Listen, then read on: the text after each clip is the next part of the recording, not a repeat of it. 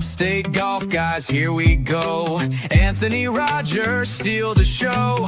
RGB Florida Mike on the scene. Hollywood Mikey living the dream. Eagle, birdie, par, bogey, fly. Swing that club, watch it sky.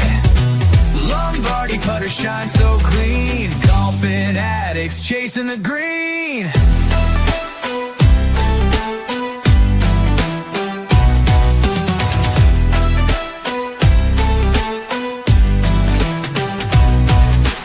Scrounge up balls from trouble spots, off the tee or random plots. Long drive legend with a grin. Grip it, rip it, let's begin. We're the crew you can't outdrive. Golf obsession keeps us alive. Buzzing by in a golf cart spree. Talking swing, sipping iced tea. Eagle, birdie, par, bogey, fly. Swing that club, watch it sky. Lombardi putter shine so clean. Golfing addicts chasing the green.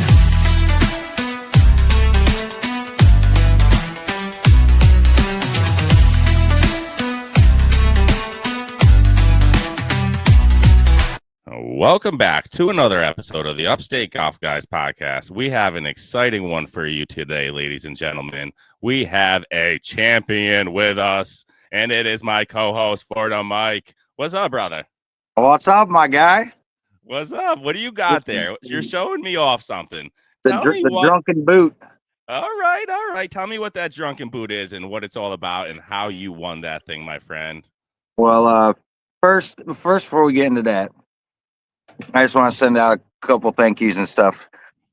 First, I want to do huge congrats to our boy, Austin, for winning down here in Florida as well. He won a 2-day, 7th win of the season.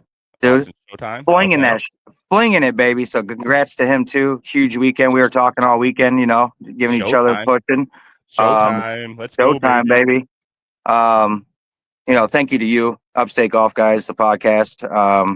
It's been an awesome ride so far. I love the sponsorship, the gear, wore it on a weekend. Thanks to 88 Golf Links for backing me. Yeah, man, it's cool. The story kind of like just leading up to the tournament, my competition level, the people I was playing against, and how frustrated and angry I was getting. So I turned it on, did some more practicing than normal. Really wanted this one.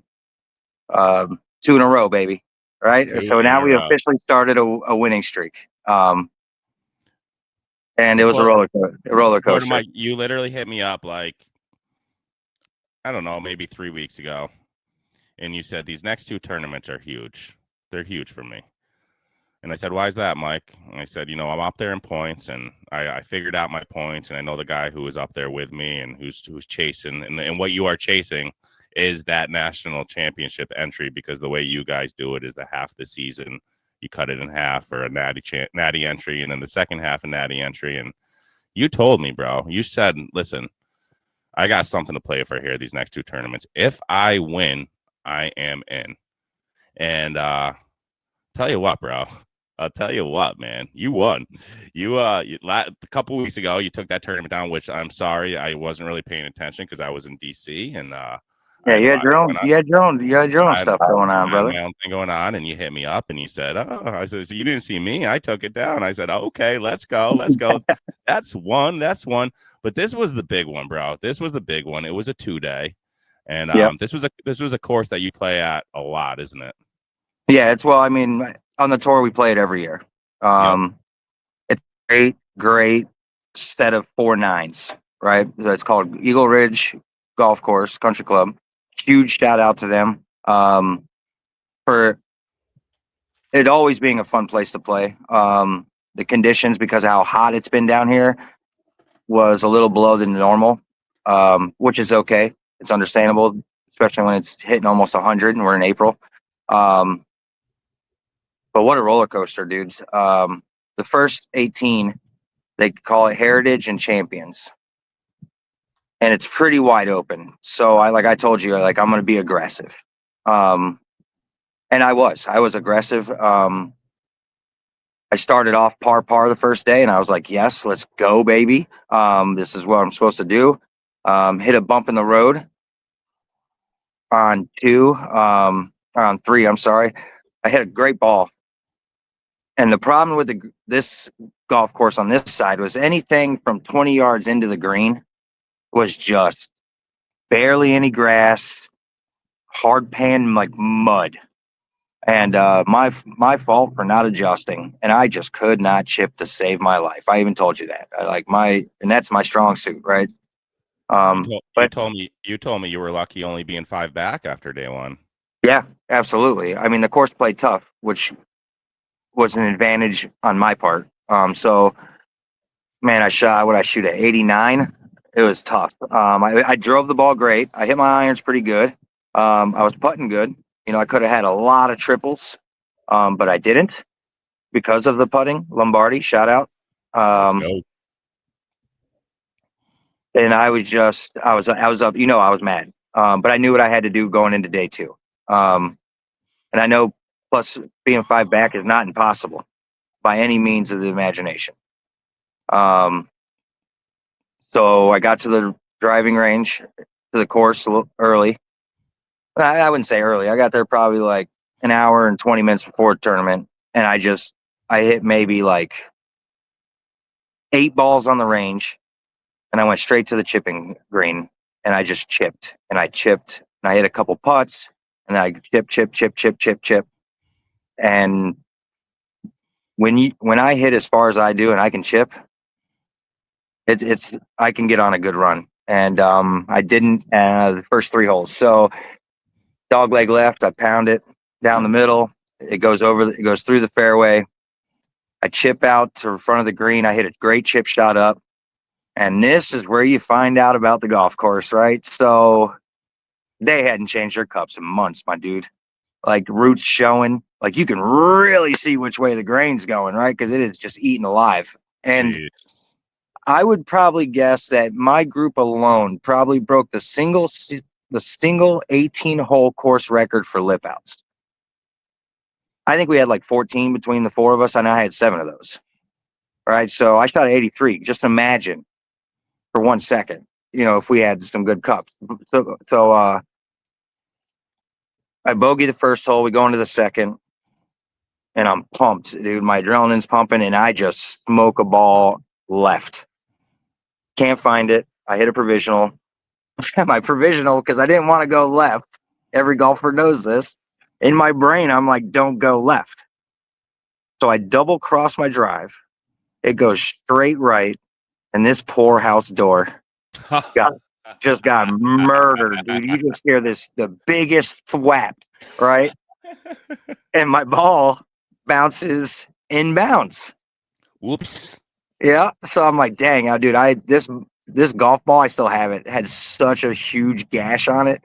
Anyway, so I play it out, right? My ball's wobbling when I tried to make the putt because of the gash. But anyway, so I chip out. I ended up getting a triple. I was a little heated because I can't start like that. I'm down 5. And my first 2 holes, I go +4. So in my mind, I'm down 9, right? So I go to par 3, stick the green. I'm like 30 feet right of the flag.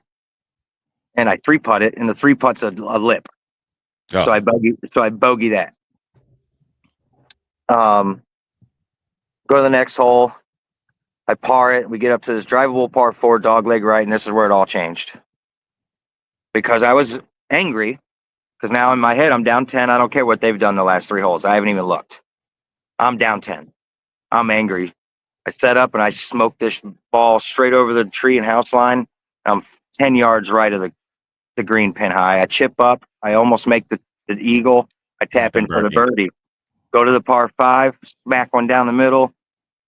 Hit my hybrid. It tails off to the left a little bit, goes into a bunker 70 yards away. I put it pin high 6 feet left of it. I lip the birdie. Tap in the par. Nothing was stopping you now. So now I'm like, no PBF. Everybody knows what a PBF is. And if you don't, it's a post birdie fuck up. Locked it in. All right. Every amateur mid handicapper's nightmare, bro. It's right after a birdie. So anyway, So I par that. We go to the par 3. I miss my birdie putt. I par that. Go to the next hole. And that was just a goofy hole. So I doubled. It was a par 5, short par 5, but a lot of trouble. And I put myself in it. And then I went par, par, par, par. Right. So I'm kind of looking.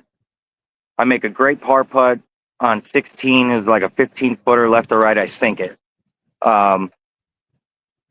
And then my cart partner, who's the points leader, Yep.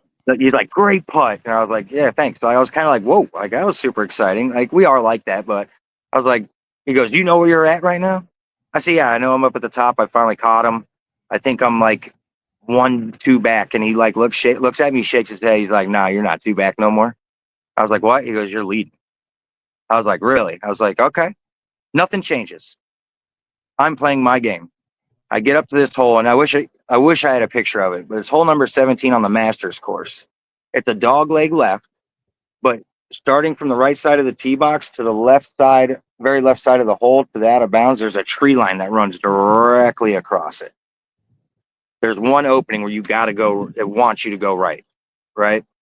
Nah, I tiger line it straight over the trees. It was like 270 carry. I must have clipped on the way down, kicked me into a soft bunker. My ball was completely buried. You could not see my ball if you were laying down at the sand level.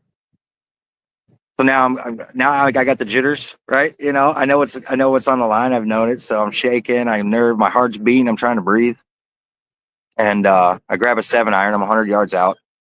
I chop down on it as hard as I can, and it barely gets out of the bunker. But now I'm like 60 yards away from the pin. I shoot up. I pin high, right, 6 feet, pin high. I'm hitting my marks.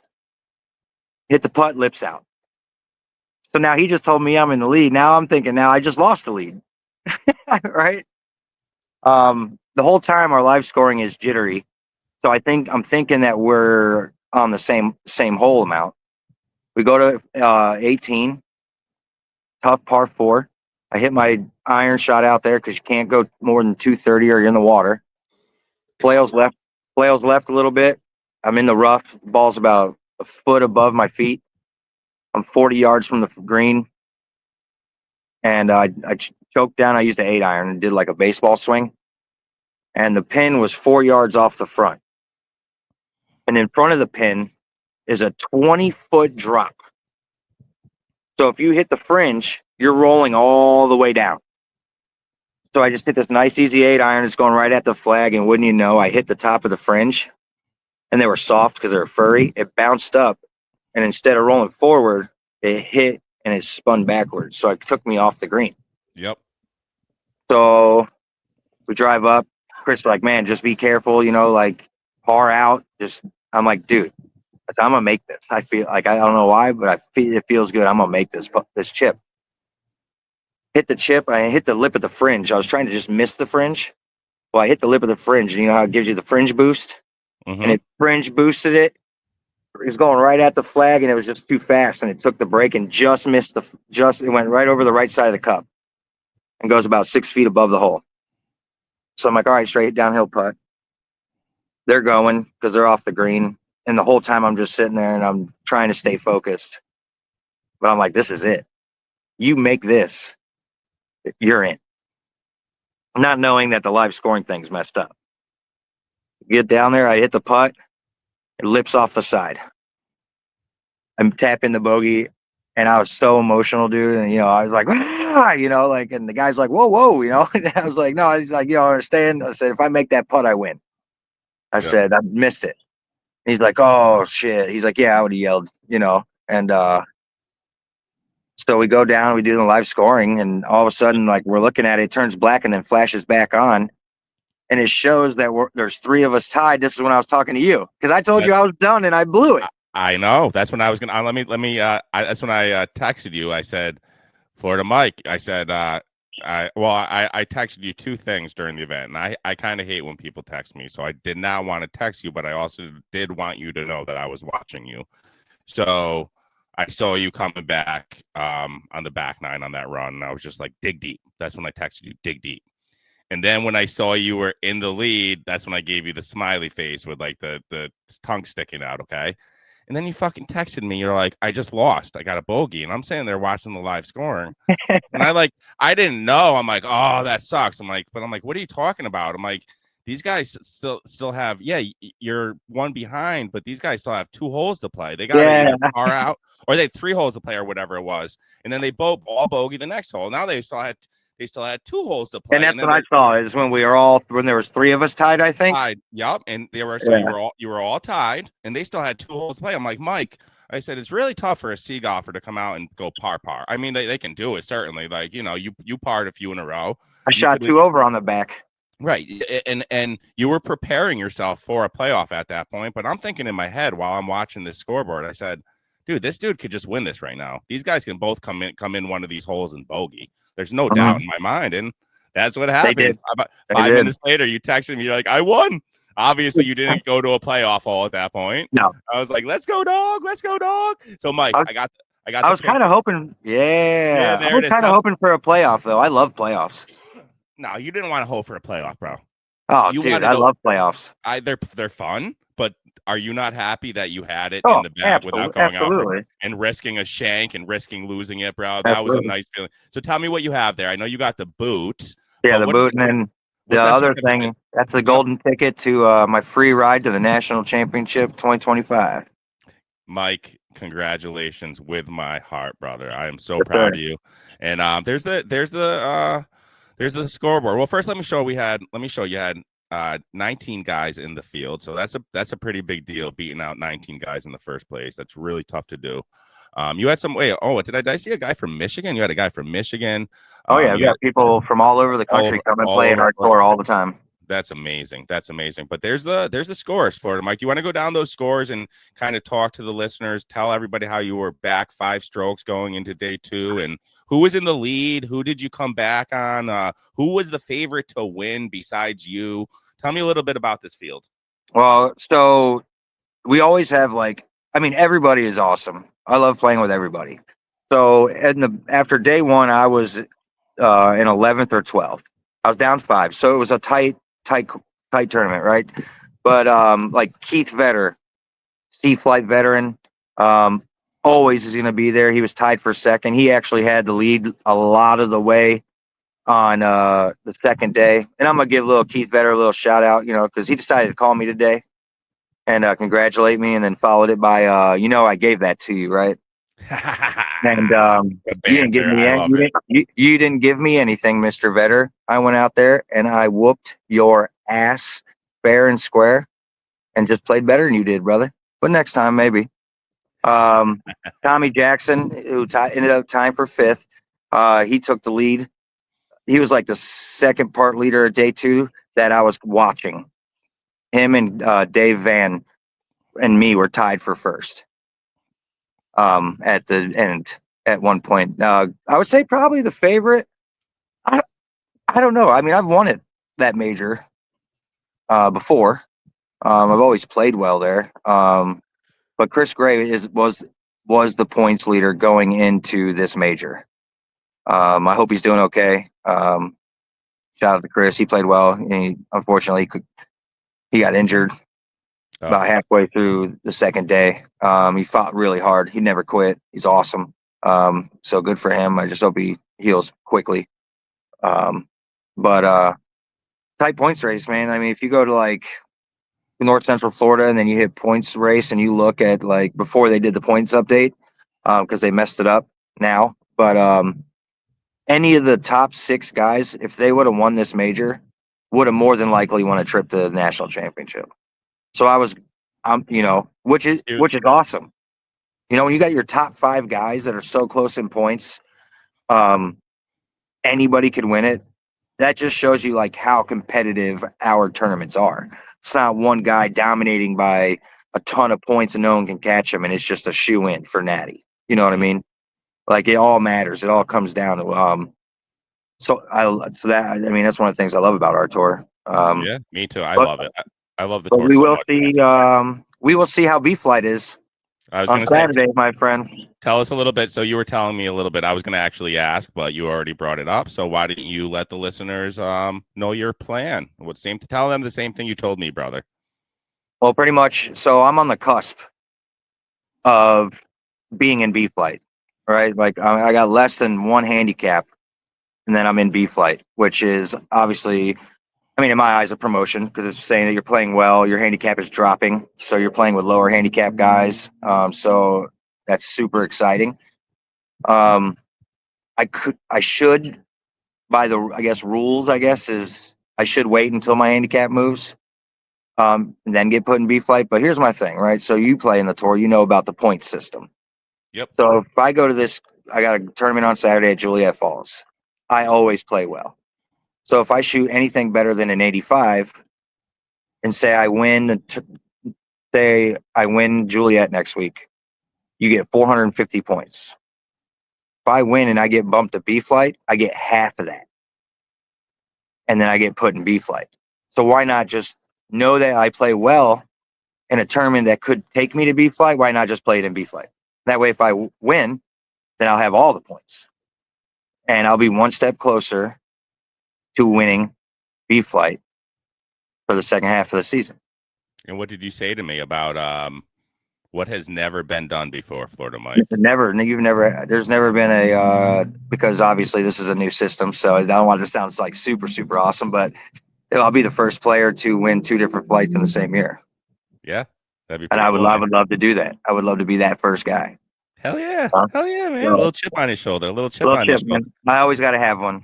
So, honestly. Florida Mike, I got to ask, did you or any of the guys have any trouble off the tee? Let me get it out there. Listen, Golf of America was good to me this weekend, but you and the boys already know I didn't lay up on a single hole. If anything, I was aggressive the entire weekend, going over trees, going over houses. The driver has been unbelievable. Shout out Callaway Elite Triple Diamond, and shout out to our boys Trouble Off the Tee. But yeah, they I already showed a couple people that hat, by the way, and they're gonna buy it. So I love it. Yeah, Let's dude. go. I get all the golfers in, So and I'm like, funny. dude, check out this, and they're all Trump supporters. So I'm like, dude, check this hat out, right? And they're like, that's awesome. Hilarious. I love it, man. I think it's a great idea. And Luke hit the nail on the head. He's like, listen, we don't lean left, we don't lean right. He's like, we're just comedians, man. We're just if the opportunity is there, we're gonna take it. And it was pretty funny, man. Their idea of changing it to, instead of GULF to golf, and changing America to an actual golf course. But yeah, that hat is available. The hat's available at troubleoffthetee.com. And if you use Upstate 20 at checkout, you'll save 20%. And Marty and Luke was on the episode a couple weeks ago. So go back and check that out and listen to what they are all about. But Florida Mike, I have an event coming up this weekend. Yeah, buddy. My first 2-day. It's the first event of the year. And guess where it is at? It's at my Park, baby. Home course. And, home course. I've already played about 3 or 4 times over there. I am taking Thursday off. Dad's giving me the day off. It's going to be a beautiful day. I have a 10:30 tee time with a couple of the guys on tour. So we're going over there for a practice round. We're going to see how the greens are rolling over there. Then I have my league Friday night over there.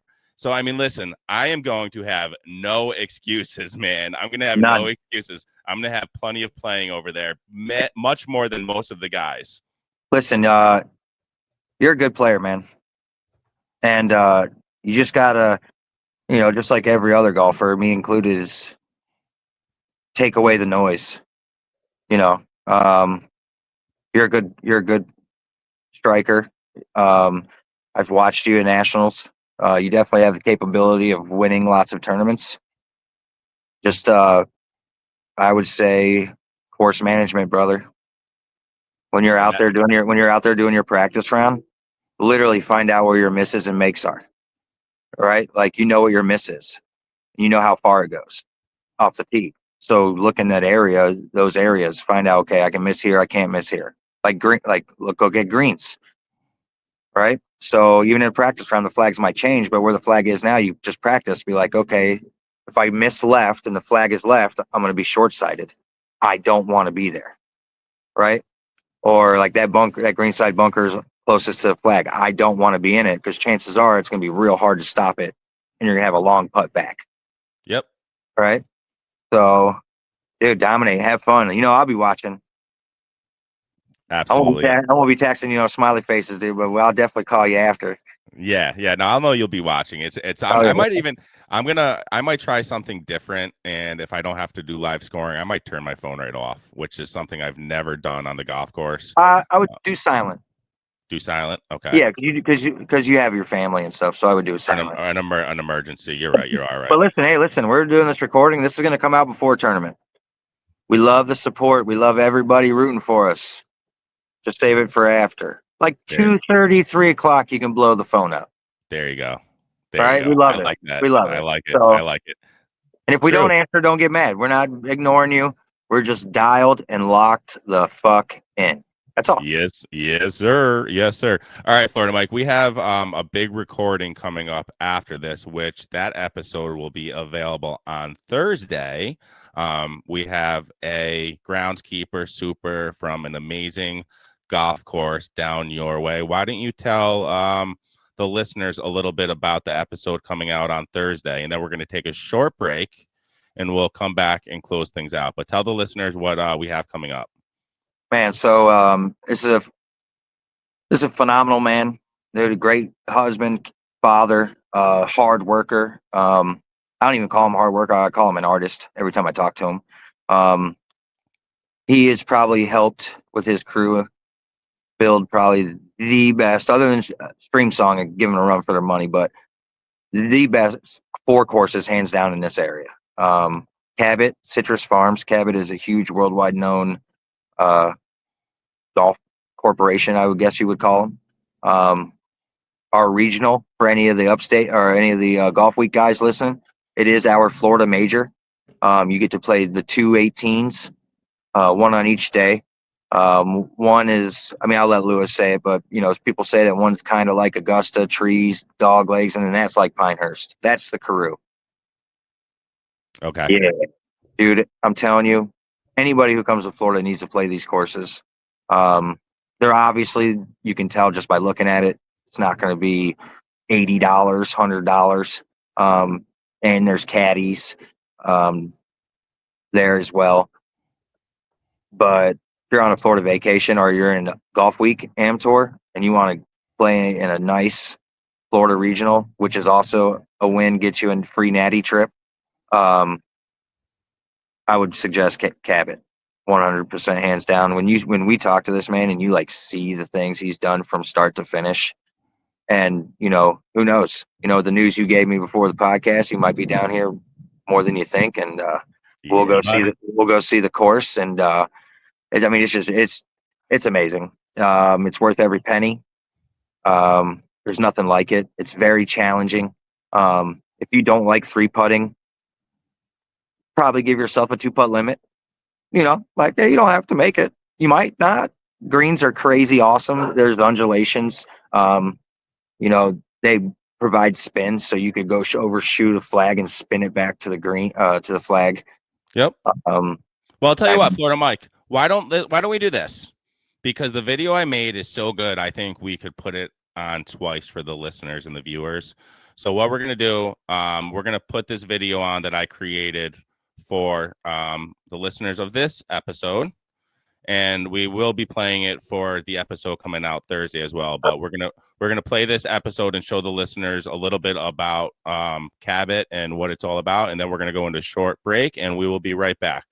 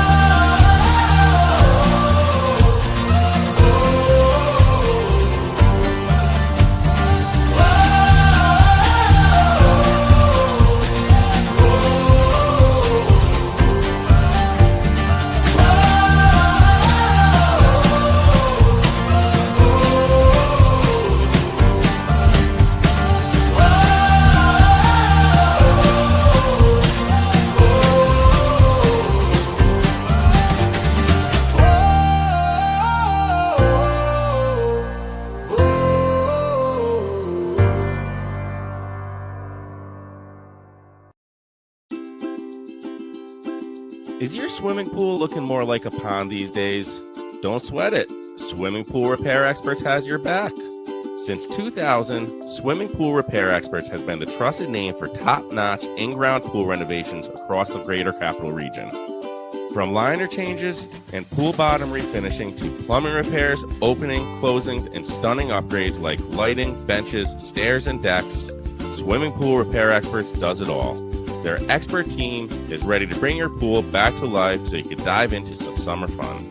Because what's better than taking a nice dip after a long round of golf? Get a hold of Jim over at Swimming Pool Repair Experts today at 518-858-2587. That's 518-858-2587. Or check his website out, swimmingpoolrepairexperts.com. And don't forget to tell Jim that you heard about him on the Upstate Golf Guys podcast for that extra discount.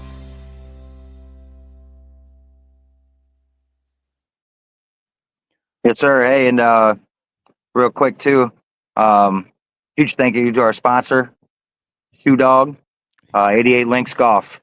We're in talks with him. Awesome guy. Got to give him a huge shout out. I'll tell you what, man. So I never wore his shirts before, right? I received them.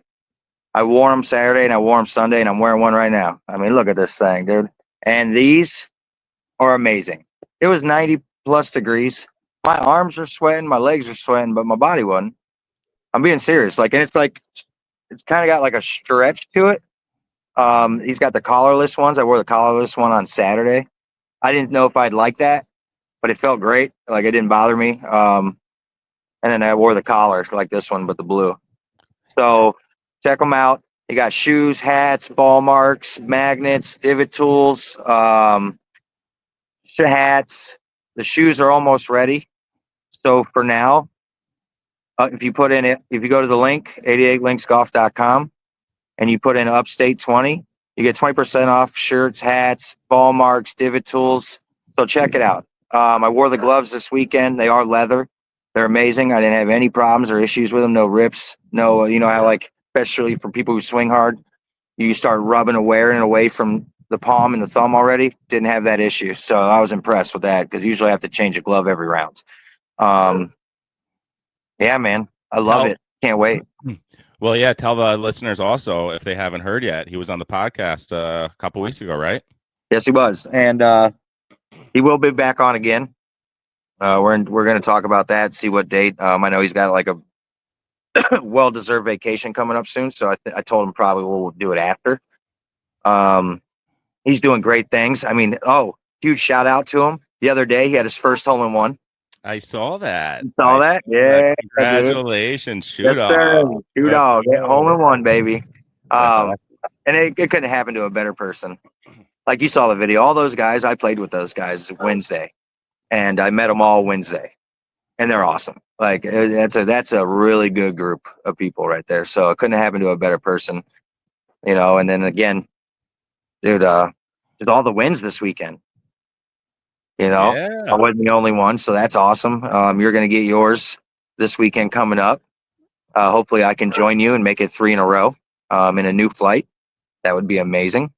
Dude, just a bunch of good things happening, brother. I love it. They are. Everything's going up. Everything's in the right direction, and I have been feeling great the last couple of days, man. I have been feeling great. A new beginning for me, brother. A new beginning, and we're gonna shine, bro. We're gonna shine. And Upstate Golf Guys to the moon, bro. We're going somewhere. I love it. Show it off. What do you got there? Baby. Let's go. Let's go. All right, Mike. Listen, we're gonna keep this one a little short. One more time. I'm gonna bring this picture up, brother, because you got Mr. Lombardi. Uncle P.